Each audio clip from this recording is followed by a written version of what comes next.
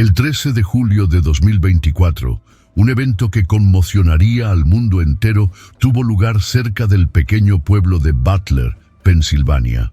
El expresidente de los Estados Unidos, Donald Trump, estuvo a punto de ser asesinado por un hombre armado durante un mitin en su campaña de reelección. Durante el discurso de Trump, un hombre armado solitario logró subir al techo de un edificio de un piso y se colocó en una posición elevada a unos 450 pies, aproximadamente 137 metros, de distancia de Trump, armado con un rifle estilo AR-15. El hombre tenía una vista perfecta de Trump en la mira. Aproximadamente 8 minutos después del inicio del discurso de Trump, antes de que pudiera ser detenido, el tirador logró disparar 8 tiros en dirección a Trump. Una de las balas disparadas por el tirador atravesó la parte superior de la oreja derecha de Donald Trump, fallando a su cerebro por apenas milímetros, dejándolo herido pero vivo, antes de que lograra agacharse detrás del podio en el que estaba hablando. Luego, agentes del servicio secreto lo rodearon, quienes lo protegieron con sus propios cuerpos. De los otros disparos del tirador, un espectador en la audiencia, el señor Cory Comperatore, de 50 años, fue alcanzado y asesinado. Otros 2 espectadores en otra tribuna fueron alcanzados por los disparos del tirador y resultaron gravemente heridos, pero sobrevivieron. A los pocos segundos de abrir fuego, el tirador fue enfrentado y eliminado por los equipos de francotiradores del servicio secreto, que se habían posicionado en 2 de los edificios inmediatamente detrás del podio donde hablaba Trump. El peligro inmediato fue eliminado. A pesar de esto, el intento de asesinato contra Donald Trump lo dejó herido y casi le cuesta la vida, marcando el intento de asesinato más grave cometido contra un expresidente o presidente de los EU. En funciones desde el intento contra la vida de Ronald Reagan hace más de 40 años. Las fotos tomadas del evento sin duda serán fotografías históricas utilizadas en libros de texto que discutan este periodo de la historia estadounidense en las próximas décadas. Pero varias preguntas importantes se ciernen sobre todo Estados Unidos en este momento.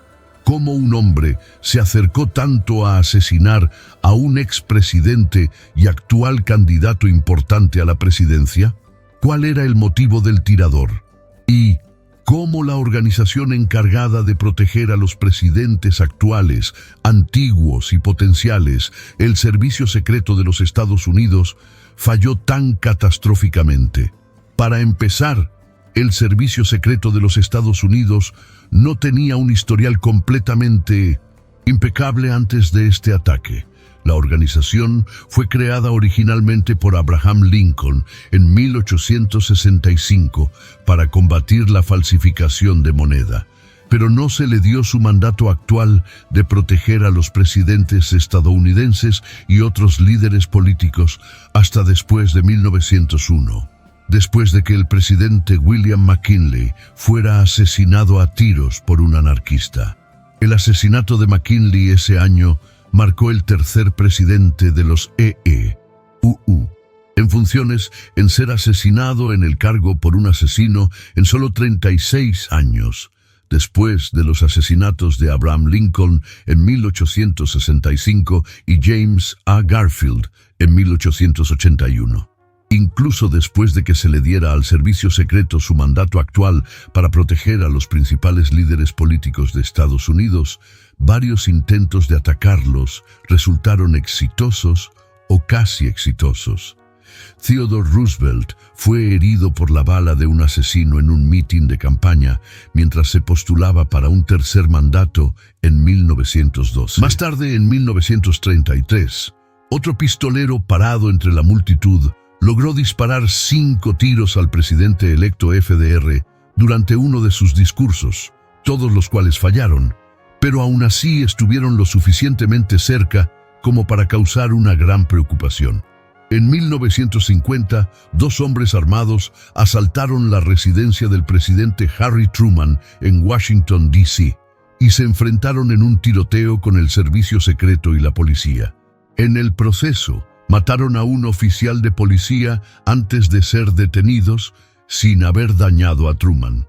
El fracaso más notorio en toda la historia del servicio secreto fue que el presidente John F. Kennedy fue asesinado por una bala de un asesino mientras viajaba bajo la protección del servicio secreto durante una caravana en Dallas en 1963. 5 años después de ese fracaso, el hermano menor de JFK, Robert F. Kennedy, también fue asesinado a tiros por un hombre armado en 1968, mientras estaba en un evento de campaña y se postulaba para presidente. En ese momento, el servicio secreto no protegía a los principales candidatos políticos a la presidencia, por lo que la protección de RFK estaba fuera de su alcance. Su asesinato cambió eso, y a partir de entonces, los principales candidatos políticos que se postulan para la presidencia también estarán bajo la protección del servicio secreto. Solo unos años más tarde, en 1972, George Wallace, un importante candidato político que se postulaba para la nominación demócrata a la presidencia, fue baleado por un asesino en un evento de campaña en un centro comercial en Maryland. Wallace sobrevivió al ataque, pero quedó permanentemente paralizado de la cintura para abajo por el resto de su vida, y puso fin a su carrera por la presidencia. Unos años después, en 1975, el presidente Gerald Ford apenas sobrevivió a 2 intentos de asesinato consecutivos en su contra mientras estaba en California. En el primer intento, una mujer logró acercarse a él a la altura de los brazos cerca del Capitolio de Sacramento y le apuntó con una pistola y apretó el gatillo. El arma no se disparó porque la asesina no había cargado una bala. Luego, solo un poco más de 2 semanas después, mientras estaba en San Francisco, otra mujer parada entre la multitud le disparó al presidente Ford desde el otro lado de la calle, fallando su cabeza con una bala por solo 5 pulgadas. Unos años más tarde, en 1981, un asesino llamado John Hinckley Jr., parado entre una multitud de espectadores, le disparó al presidente Ronald Reagan mientras pasaba junto a él, casi matándolo en el proceso. Esto, hasta el intento contra la vida de Donald Trump este año, marcó el fracaso más grave del servicio secreto desde el asesinato de JFK. Pero a pesar de que el intento de asesinato contra Reagan fue la última vez antes de Trump que un asesino hirió gravemente a un presidente o candidato presidencial, ha habido muchos intentos y cuasi accidentes entre ese momento y múltiples escándalos por parte del servicio secreto como organización. En 1994, cuando Bill Clinton era presidente, un hombre armado con un rifle SKS parado en la acera, justo afuera de los terrenos de la Casa Blanca, disparó 29 rondas contra la Casa Blanca mientras Bill Clinton estaba adentro. Los agentes del servicio secreto corrieron de inmediato por el césped de la Casa Blanca hacia él con sus armas desenfundadas, mientras que los ciudadanos locales que estaban cerca lograron taclear al tirador y someterlo antes de que fuera arrestado. Nadie resultó herido en el incidente, mientras que el tirador fue sentenciado a 40 años de prisión. Una década más tarde, en 2005, cuando el presidente George W. Bush visitaba el país de Georgia en la capital de ese país, Tbilisi, un hombre se paró entre la multitud en la Plaza de la Libertad de Tbilisi, esperando un discurso conjunto del presidente Bush y el entonces presidente de Georgia, Mikhail Saakashvili. Tan pronto como Bush comenzó a hablar, el hombre entre la multitud lanzó una granada de mano RGD-5 de fabricación soviética, que estaba envuelta en un pañuelo rojo, hacia el podio donde Bush estaba hablando, que aterrizó a solo 61 pies, unos 19 metros, de distancia del presidente. El pañuelo permaneció envuelto alrededor de la granada, lo que la mantuvo disfrazada, pero también probablemente evitó que la palanca del percutor de la granada se soltara, lo que impidió que la granada detonara. Bush ni siquiera se enteró del intento de asesinato hasta que el mitin terminó. El hombre responsable fue rastreado más tarde por el FBI y las autoridades locales de Georgia y sentenciado a cadena perpetua. Durante los últimos 60 años de historia, desde el infame asesinato de JFK en 1963, el servicio secreto de los EEUU se ha expandido dramáticamente en tamaño y alcance.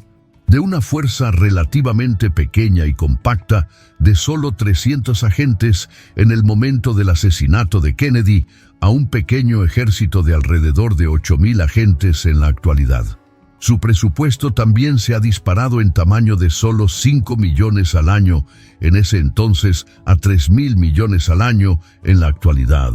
Aproximadamente la mitad del presupuesto total del Departamento de Policía de la ciudad de Nueva York, que actualmente emplea a 36.000 oficiales. Esto significa que el servicio secreto tiene aproximadamente 4 veces y media menos agentes que el NYPD tiene oficiales, pero el servicio secreto tiene la mitad del presupuesto del NYPD. Parte de esto se debe simplemente al alcance en expansión del servicio secreto a lo largo del tiempo, que comenzó su mandato de protección en 1902 para cubrir a los presidentes y vicepresidentes de los EEUU, pero desde entonces se ha expandido para incluir también a todos los expresidentes de los y sus familias, además de las familias de los presidentes y vicepresidentes en funciones, los principales candidatos políticos que se postulan activamente para la presidencia junto con sus cónyuges. Todos los 17 individuos en la línea de sucesión presidencial, que van desde el presidente de la Cámara y el presidente pro tempore del Senado hasta todos los puestos de secretarios en el gabinete del presidente, así como los jefes de Estado extranjeros visitantes y los jefes de gobierno. Por eso, el servicio secreto tiene miles de agentes para proteger a todas estas personas hoy. Y, sin embargo, a pesar del aumento masivo en el tamaño, el presupuesto y el alcance del servicio secreto desde la época de JFK, algunos de los mayores escándalos y meteduras de pata de la organización han tenido lugar de manera bastante reciente. Durante la administración de Obama, en noviembre de 2011, un hombre llamado Oscar Ortega pudo estacionar su automóvil en una calle a unos 650 metros de la Casa Blanca. El presidente Obama no estaba en casa en ese momento, pero su hija Sasha y la madre de la primera dama, Marianne Robinson, sí lo estaban. Aproximadamente a las 8:50 p.m., hora local, Ortega apuntó un AK-47 de fabricación rumana por la ventanilla del pasajero de su automóvil y disparó una andanada de balas directamente hacia la Casa Blanca a través del césped sur. Al menos 7 de las balas que disparó golpearon la residencia de arriba de la Casa Blanca y rompieron una ventana. Varios de los agentes del servicio secreto dentro de la Casa Blanca informaron de inmediato haber escuchado los disparos y se movieron para responder. Pero luego un sargento supervisor ordenó rápidamente a todos los agentes que se detuvieran y declaró que no había habido disparos, creyendo falsamente que era simplemente ruido de construcción.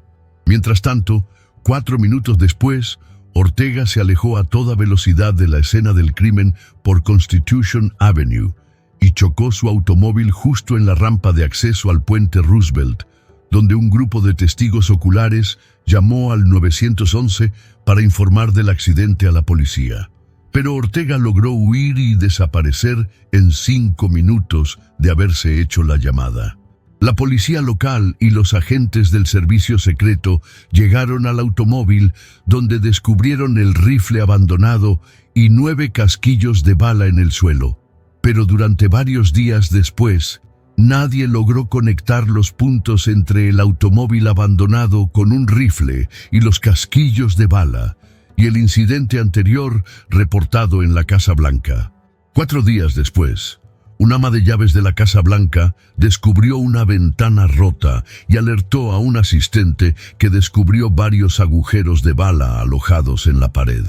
Y fue solo entonces, 4 días después, que el servicio secreto se dio cuenta de que alguien había hecho un intento contra la vida del presidente. Según los informes, los agentes del servicio secreto temían contradecir la explicación inicial de sus superiores del incidente como simple ruido de construcción. Los testigos oculares del accidente automovilístico no fueron entrevistados de inmediato, mientras que el equipo de vigilancia de cámara y audio alrededor del perímetro de la Casa Blanca estaba ausente, lo que podría haber ayudado a los investigadores a resolver el intento de asesinato más rápidamente. En ese momento, todo esto fue un gran escándalo dentro del servicio secreto. El propio Óscar Ortega, el tirador, fue rastreado un par de años más tarde en 2013 y sentenciado a 25 años de prisión por el crimen, y fue el único gran problema del servicio secreto durante la administración de Obama. En 2012, el presidente Obama estaba programado para visitar Cartagena, Colombia, para la conferencia anual de la Cumbre de las Américas. Aproximadamente 48 horas antes de la llegada de Obama, 135 agentes del servicio secreto fueron enviados para llegar primero a Cartagena y preparar el área para el presidente. Luego, alrededor de una docena de los agentes del servicio secreto involucrados llevaron a varias prostitutas a sus habitaciones de hotel, lo que se convirtió en un gran escándalo internacional. 10 de los agentes del servicio secreto involucrados en el incidente fueron despedidos en desgracia. Solo un par de años más tarde, en 2014, un hombre llamado Omar J. González, un veterano de la guerra de Irak que luchaba contra el trastorno de estrés postraumático, logró saltar la cerca a lo largo de Pennsylvania Avenue y el césped norte de la Casa Blanca. Luego, procedió a correr por todo el césped norte, pasar un puesto de guardia y una unidad canina sin ser obstaculizado, y entró por la puerta principal de la Casa Blanca sin llave y sin defensa. Una vez dentro de la Casa Blanca, una caja de alarma colocada inmediatamente a la izquierda debería haber estado sonando ruidosamente para alertar a la seguridad dentro del intruso. Pero por alguna razón, en este día específico, la caja de alarma había sido silenciada intencionalmente, supuestamente debido a quejas de que era demasiado ruidosa. Como resultado, el guardia parado dentro de la puerta principal no esperaba nada fuera de lo común. Entonces, cuando González, armado con un cuchillo, entró por la puerta principal, el guardia no tuvo tiempo suficiente para reaccionar, y González simplemente corrió a su lado a través del vestíbulo de entrada de la Casa Blanca. Pasó la escalera que conducía a las habitaciones de la familia Obama y entró en la sala este, donde finalmente fue tacleado por un equipo de asalto del servicio secreto. Esto, por supuesto, se convirtió en otro gran escándalo para el servicio secreto durante los años de Obama. ¿Cómo permitieron que un hombre armado con un cuchillo entrara tan profundamente en la Casa Blanca antes de ser realmente detenido? El escándalo que se sumó al tiroteo anterior en la Casa Blanca en 2011, que pasó desapercibido durante días, llevó a la Cámara de Representantes a iniciar una investigación sobre la conducta del servicio secreto, lo que rápidamente llevó a la entonces directora del servicio secreto, Julia Pearson, a renunciar a su cargo. La comisión de la Cámara de 2014 citó que el servicio secreto de 2014 sufría de un fallo catastrófico de capacitación y sugirió que se hiciera una serie de reformas a la agencia. Las reformas incluían una nueva política de que los agentes del servicio secreto deberían pasar un 25% de su tiempo de trabajo activamente en capacitación. Antes de que se publicara el informe de la comisión, Los agentes del servicio secreto solo habían pasado un promedio del 3% de su tiempo de trabajo en capacitación en 2014. Inicialmente, el servicio secreto aceptó esa reforma al principio, pero luego, con el tiempo, nunca terminaron haciendo nada al respecto. Para 2018, los agentes del servicio secreto solo pasaban entre el 3 y el 6% de su tiempo de trabajo en capacitación, muy por debajo del objetivo sugerido por el informe de la Comisión de 2014. Para 2019, el servicio secreto salió públicamente y dijo que ya no estaba de acuerdo con el objetivo de capacitación del informe de 2014 y que planeaban reevaluarlo, volviendo efectivamente a su promesa anterior en 2014 de aumentar la capacitación de los agentes. A pesar de todo esto, ningún intento contra la vida de un presidente o expresidente se volvió tan grave como el de Ronald Reagan en 1981. Hubo varios intentos, sin duda, pero ninguno de ellos llegó a dañar a un presidente o a su familia, hasta, por supuesto, 43 años después del devastador intento contra la vida de Reagan. La suerte del servicio secreto parecía finalmente haberse acabado en 2024. El 3 de julio de 2024, 10 días antes de que se hiciera el intento contra la vida de Donald Trump, se anunció públicamente que Trump organizaría un mitin de campaña 10 días después, el 13 de julio, en los terrenos de la Feria Agrícola de Butler, en el pequeño pueblo de Meridian, cerca de un pueblo un poco más grande conocido como Butler, en el estado de Pensilvania. Esto le dio a cualquier atacante potencial un máximo de 10 días para enterarse de la ubicación del evento y prepararse para él. Y parece que fue tiempo suficiente. Desde entonces, el New York Times ha informado que el 7 de julio, 4 días después de que se anunciara el mitin en Butler Farms y 6 días antes de que se celebrara el mitin, el futuro pistolero, que más tarde sería identificado como Thomas Matthew Crooks, de 20 años, pudo haber visitado el lugar e investigado la zona para su ataque. Los datos de geolocalización tomados de un teléfono celular después del ataque revelaron que probablemente estuvo allí 6 días antes de que el ataque tuviera lugar, lo que indica que todo lo que sucedería más tarde sería planeado con mucha antelación. Curiosamente, el 8 de julio, el mismo día después de que Crooks probablemente estuviera visitando el lugar planeando su ataque, 3 agentes del servicio secreto también visitaron el lugar para planificar su propia defensa, perdiéndose a Crooks por solo un día, e incluso tan atrás como esto, 5 días antes de que tuviera lugar el mitin, comenzaron a surgir descuidos flagrantes por parte del servicio secreto. En primer lugar, los agentes disponibles para todas las diversas necesidades del servicio secreto estaban, podría decirse, sobrecargados.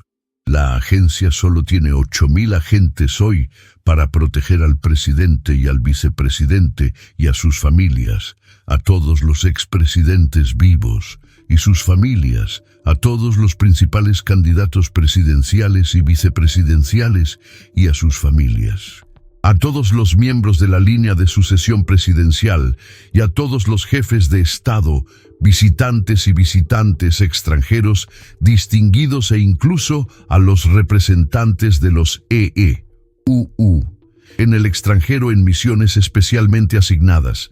Incluso los nietos de Joe Biden están protegidos por agentes del servicio secreto en estos días. El mismo día en que Trump iba a dar su mitin en Butler, Pensilvania, Jill Biden, la esposa del presidente Biden, también estaba haciendo una visita a la cercana Pittsburgh, Pensilvania, lo que algunas personas han especulado que podría haber estirado los recursos del servicio secreto en Pensilvania ese día. Una acusación que actualmente es negada por el propio servicio secreto. De todos modos, aproximadamente a la 1:00 p.m., del 13 de julio, el día real del mitin, la Feria Agrícola de Butler se abrió a miles de asistentes que vinieron a presenciar el discurso de Donald Trump programado para más tarde esa noche. Y continuarían entrando al lugar durante las siguientes horas para tomar sus asientos en las gradas que estaban colocadas detrás de donde Trump estaría hablando, o en una multitud parada frente a donde Trump estaría hablando. El propio servicio secreto decidió un plan de seguridad que esencialmente se veía algo así. Los terrenos de la feria agrícola de Butler son convenientemente un lugar completamente cerrado que está rodeado por una cerca. Esta cerca marcaría efectivamente el borde del perímetro interior del plan de defensa del servicio secreto, y todos los agentes del servicio secreto asignados para proteger a Trump este día estarían estacionados dentro de los límites de este perímetro interior. La cerca bloquearía a las personas que entraran al lugar sin boletos, mientras que todos los asistentes serían examinados antes de entrar en este perímetro interior con detectores de metales para bloquear a cualquiera que entrara al lugar con un arma. Un grupo central de agentes del servicio secreto se posicionaría cerca del propio Trump mientras estaba en el escenario, mientras que dos equipos de francotiradores del servicio secreto se posicionarían inmediatamente detrás del podio de Trump, en los edificios más altos alrededor de estos dos graneros que se alzaban aproximadamente a 23 pies de altura. Sin embargo, no se asignarían agentes del servicio secreto a ninguna parte más allá del área de este perímetro interior, y todas las áreas más allá de él se asignarían a las agencias locales de aplicación de la ley, tales como la Policía Estatal de Pensilvania, el Departamento de Policía de Butler Township, el Sheriff del Condado de Butler y la Oficina de Policía de Pittsburgh. El área fuera de este perímetro interior incluía una serie de almacenes cercanos directamente al norte del lugar, propiedad de una compañía llamada AGR International, incluyendo este almacén más al sur que está a solo 450 pies de distancia de donde Donald Trump estaba programado para hablar. Y aquí es donde llegamos a la primera parte de la información en esta historia que actualmente es contradictoria.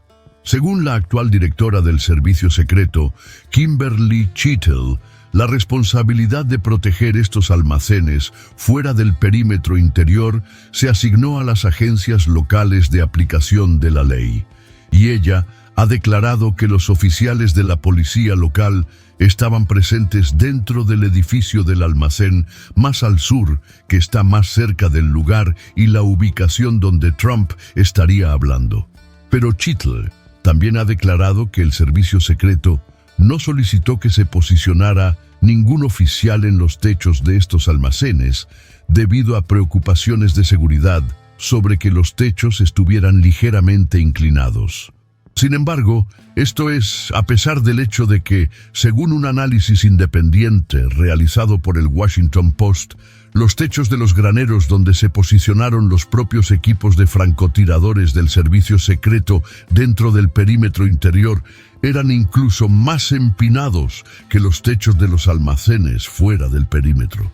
Además, cada una de las agencias locales de aplicación de la ley involucradas en ayudar al servicio secreto en el meeting ese día ha declarado que a ninguna de ellas se le asignó la responsabilidad de vigilar los almacenes justo al norte del perímetro de seguridad interior. En total, alrededor de 100 agentes del servicio secreto y oficiales de la policía local fueron asignados para vigilar el evento ese día. Y la gran mayoría de los oficiales de la policía local fueron asignados a tareas dentro del perímetro de seguridad interior, junto con todos los agentes del servicio secreto que estaban presentes. Los pocos oficiales de la policía local que fueron asignados a tareas fuera del perímetro interior fueron asignados a tareas de dirección de tráfico. Así que el director del servicio secreto afirmó que los oficiales de la policía local estaban presentes dentro del almacén más cercano al lugar, pero no estaban encima de él, mientras que todas las agencias locales de aplicación de la ley afirmaron que literalmente no tenían a nadie asignado a este edificio específico en absoluto. En cambio, la policía local proporcionó 7 de sus propios francotiradores para apoyar a los francotiradores del servicio secreto, pero ninguno de ellos fue posicionado en los tejados de los almacenes que estaban más cerca del lugar. En cambio, 4 de los 7 francotiradores de la policía local fueron posicionados dentro del perímetro de seguridad interior junto con los francotiradores del servicio secreto. Los otros 3 francotiradores de la policía local fueron asignados al segundo piso del almacén, inmediatamente detrás del almacén, más al sur, donde el tirador se posicionaría eventualmente. Se pensó que los 3 francotiradores tendrían una buena vista de la multitud sin, aparentemente, estar expuestos al peligro del techo inclinado sobre ellos. Pero obviamente, esto eliminó su capacidad para detectar a un tirador potencial en la parte superior del edificio frente a ellos. Un gran descuido. De todos modos, esta era la forma en que el servicio secreto y los oficiales de la policía local estaban posicionados alrededor del mitin mientras comenzaba.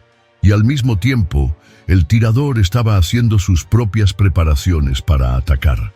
Aproximadamente a las 9:30 am del día del ataque, se sabe que el tirador, Thomas Crooks, visitó un Home Depot local donde compró una escalera de 5 pies y 50 rondas de munición. Luego condujo su automóvil al lugar del mitin más tarde esa tarde y trajo consigo un rifle ligero AR-15 que le había comprado a su padre, un chaleco antibalas, varios dispositivos explosivos rudimentarios y un dron. Al llegar al lugar del mitin, probablemente usó este dron para volar sobre el terreno del mitin e inspeccionar la ubicación y las ubicaciones de los equipos de francotiradores sin ser detectado. Al hacer esto, casi con certeza vio la ausencia de francotiradores o personal en los almacenes al norte del mitin, y también probablemente vio que no había oficiales presentes en una torre de agua más alta al este de los almacenes tampoco. Armado con este conocimiento de dónde había y dónde no había francotiradores, Crooks probablemente decidió expandir su vigilancia del área en el suelo. Aproximadamente a las 5:10 p.m., de una hora completa antes de que ocurriera el tiroteo, Crooks fue identificado por oficiales de la policía local parados fuera del perímetro de seguridad interior, actuando de manera sospechosa. Le tomaron varias fotos y radiaron una alerta al servicio secreto y a otros oficiales de que se había visto a una persona sospechosa más allá del perímetro del mitin. Pero él desapareció entre la multitud y los oficiales que lo reportaron lo perdieron de vista. Durante unos 20 minutos más, no sucedió nada más, hasta que la policía local lo vio de nuevo fuera del perímetro del mitin alrededor de las 5:30 p.m., 40 minutos antes de que ocurriera el tiroteo. Esta vez, la policía local informó que vieron a Crooks con un telémetro, un dispositivo similar a un telescopio que se usa para medir la distancia de un observador a un objetivo. En este caso, se cree que Crooks estaba usando activamente el telémetro para medir la distancia entre el techo del almacén de AGR International al norte del perímetro del mitin y el podio donde Trump estaría dando un discurso. La policía local lo radió de nuevo, pero al igual que la última vez, lo perdieron de vista rápidamente en la multitud de personas. Otros 20 minutos más tarde, alrededor de las 5:50 p.m., en solo 20 minutos antes de que ocurriera el tiroteo, el servicio secreto informó haber visto una figura sospechosa en el tejado del almacén de AGR International.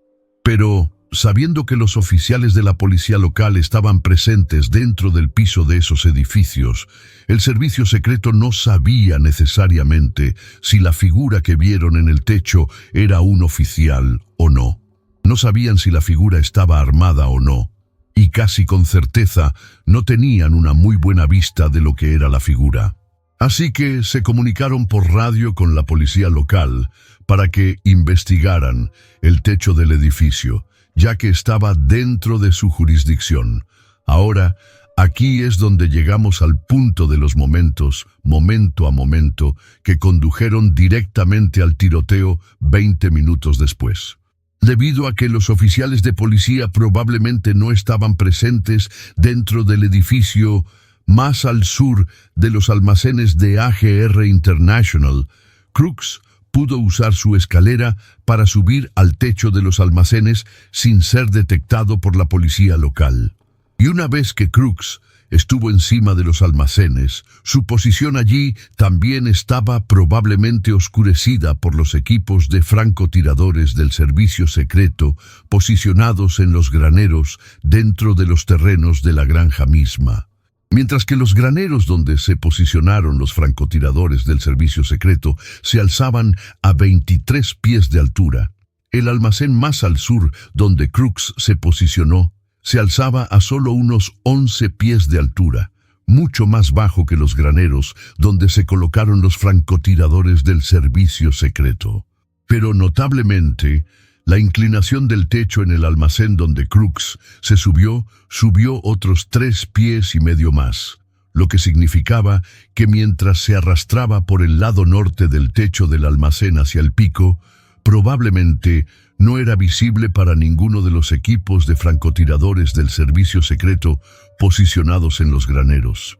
El más al norte a unos 400 pies de distancia del almacén y el más al sur a unos 550 pies de distancia. El demás, un par de árboles, estaban posicionados entre el equipo de francotiradores más cercano del norte y el techo del almacén donde Crooks se posicionaría, probablemente oscureciendo la posición de Crooks a este equipo aún más. Eso dejó al equipo de francotiradores más alejado del sur, a unos 550 pies de distancia, con una mejor vista, sin oscurecer por los árboles, pero la distancia era mayor. Aproximadamente 2 minutos antes de que tuviera lugar el tiroteo, alrededor de las 6:09 p.m., y personas locales que asistían al mitin fuera del perímetro interior vieron a Crooks en el techo del edificio del almacén armado con un rifle. Y varios de ellos comenzaron a gritar para que la policía interviniera, y muchos de ellos incluso comenzaron a filmarlo. En este punto, se sabe que el equipo de francotiradores del servicio secreto más al norte, detrás de Trump, había cambiado sus binoculares por sus ópticas de rifle, lo que sugiere que ya habían sido alertados de una posible amenaza en este punto y se estaban sintonizando activamente con ella, aunque actualmente no está claro cuándo exactamente Crooks pudo haber sido visto por ellos. En este punto, 4 oficiales de la policía local, fuera del perímetro de seguridad interior, habían sido alertados de la actividad sospechosa que tenía lugar en el techo de los almacenes y habían dejado sus deberes de dirección de tráfico para investigar lo que estaba sucediendo. Luego, aproximadamente 30 segundos antes de que ocurriera el tiroteo, un oficial de la policía local logró izarse con los brazos para echar un vistazo al techo del almacén más al sur, para investigar la actividad sospechosa allí que ya se había reportado. Luego, al levantar la cabeza, Crooks se alertó de inmediato de la presencia del oficial y, según los informes, le apuntó con su rifle, lo que llevó al oficial a retroceder de inmediato al suelo para evitar que lo mataran a tiros. 30 segundos después, probablemente bajo una presión muy alta, sabiendo que su posición estaba descubierta, Crooks comenzó a abrir fuego en el tejado hacia Donald Trump, que estaba a solo unos 450 pies de distancia de él. Según los informes, Crooks logró disparar 3 tiros directamente en dirección a Trump antes de que Trump se agachara detrás del podio. Una de estas balas que Crooks disparó rozó la parte superior de la oreja derecha de Trump, fallando el cerebro de Trump por solo milímetros, debido a una inclinación increíblemente afortunada de su cabeza apenas un segundo antes de que Crooks apretara el gatillo y abriera fuego. Después de que Trump se agachó detrás del podio y los agentes del Servicio Secreto del Interior comenzaron a correr de inmediato al escenario para proteger a Trump con sus cuerpos, Crooks, según los informes, logró disparar 5 tiros más con su rifle en la dirección general de Trump, con algunas de estas balas golpeando a los miembros de la audiencia en las gradas posicionadas detrás de Trump. Cory Comperatore, un ex jefe de bomberos de 50 años, fue trágicamente asesinado por estos disparos en las gradas, mientras que otros 2 miembros de la audiencia también fueron alcanzados por los disparos y gravemente heridos, pero sobrevivieron. A los pocos segundos de que Crooks abriera fuego contra Trump, los equipos de francotiradores del servicio secreto posicionados en los graneros detrás de Trump le devolvieron el fuego y lo eliminaron, terminando la amenaza inmediata. Con el equipo más al sur, que tenía el tiro más claro, siendo el equipo más probable que lo haya hecho. Casi de inmediato, los agentes del servicio secreto que rodeaban a Trump corrieron hacia él y lo empujaron con fuerza al suelo para poder ponerse encima de él y protegerlo con sus propios cuerpos, lo suficientemente fuerte como para que aparentemente le quitaran los zapatos en el proceso. Después de que quedó claro que el tirador había sido eliminado, los agentes levantaron a Trump, continuaron protegiéndolo de cerca con sus propios cuerpos y lo escoltaron a un automóvil para evacuarlo de la escena lo más rápido posible. Pero no antes de que Trump, siempre el showman, aprovechara el momento que el destino le había concedido, posando para lo que seguramente se convertirán en algunas de las fotografías más icónicas de la historia de Estados Unidos. Ahora, como esta es todavía una historia en desarrollo cuando hice este video, varias preguntas importantes relacionadas con este incidente siguen sin respuesta. ¿Cómo un tirador aficionado de 20 años logró subir a una posición elevada con un tiro claro a solo 450 pies de Donald Trump sin ser detenido por nadie hasta que realmente abrió fuego? ¿Y cuál fue la motivación del tirador para cometer el ataque en primer lugar? Si la historia es una guía con intentos de asesinato presidencial anteriores, encontrar un motivo sólido para un asesino en este alto nivel a menudo es elusivo. El hombre que intentó asesinar a Andrew Jackson en 1835 lo hizo porque realmente creía que era un rey inglés de 300 años, que debía dinero que sentía que Jackson le estaba negando. El hombre que asesinó con éxito a James A. Garfield en 1881 probablemente sufría de esquizofrenia y creía que él solo le había ganado la elección a Garfield al escribir un pequeño discurso que fue leído por solo unos cientos de personas, y luego se sintió despreciado cuando Garfield no lo recompensó con un puesto diplomático de alto nivel en París que sentía que se le debía. El asesino que intentó asesinar a Theodore Roosevelt en 1912 le disparó porque creía que el fantasma del expresidente William McKinley le dijo que lo hiciera en una visión. El hombre que intentó asesinar a George Wallace en 1971 declaró claramente en su manifiesto que lo hizo simplemente para ganar notoriedad para sí mismo. Mientras que el asesino que intentó asesinar a Ronald Reagan en 1981 decidió dispararle al presidente simplemente para impresionar a una famosa actriz de la que estaba enamorado. Encontrar un motivo para este tipo de ataques a menudo no tiene ningún sentido para los de afuera, y podría ser cierto en este caso también, ya que el tirador hasta ahora parece haber dejado muy poca evidencia para que los investigadores se basen en la hora de determinar un motivo real. Solo el tiempo dirá si alguna vez se llega a un acuerdo sólido sobre uno. De cualquier manera, Este intento contra la vida de Donald Trump en julio de 2024 marca el fracaso de seguridad más grave del servicio secreto desde el intento contra la vida de Reagan hace 43 años.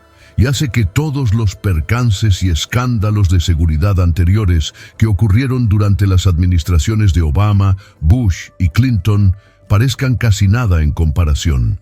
Habrá muchas preguntas en las próximas semanas, meses y años en torno a este incidente y estaré aquí para informarle tanto como pueda en el camino. El intento de asesinato contra Donald Trump va a ser uno de esos eventos fundamentales en la historia en los que siempre recordarás exactamente dónde estabas cuando escuchaste por primera vez la noticia. Recuerdo muy vívidamente exactamente dónde estaba en la cena y con quién estaba cuando escuché la noticia por primera vez, y literalmente pasé las siguientes horas pegado a la pantalla de mi teléfono y discutiendo con la gente que conocía, tratando de averiguar las piezas de lo que acababa de suceder exactamente. En las semanas transcurridas desde entonces, algunos elementos del ataque se han vuelto más claros, mientras que otros elementos siguen siendo turbios y no se entienden bien, lo que ha llevado a una ráfaga de teorías de conspiración que surgen alrededor del ataque de ambos lados del pasillo político, de las que usted, como consumidor de noticias, debe ser consciente. Por ejemplo, durante un tiempo hubo informes contradictorios sustanciales sobre qué exactamente había golpeado la oreja de Donald Trump durante el ataque. El director del FBI, Christopher Wray, hizo una declaración ambigua después del tiroteo que sugería que la oreja de Trump podría haber sido golpeada por metralla en lugar de por una bala, lo que llevó a mucha especulación incorrecta de que la oreja de Trump fue golpeada por metralla de vidrio que provenía de su teleprompter. El director del FBI finalmente aclaró estas declaraciones a fines de julio con una declaración más clara, donde dijo: lo que golpeó al expresidente Trump en la oreja fue una bala, ya sea entera o fragmentada en piezas más pequeñas. La historia de esta declaración fue rápidamente recogida y cubierta por cientos de diferentes fuentes de noticias. La historia fue reportada por más de 230 medios de comunicación.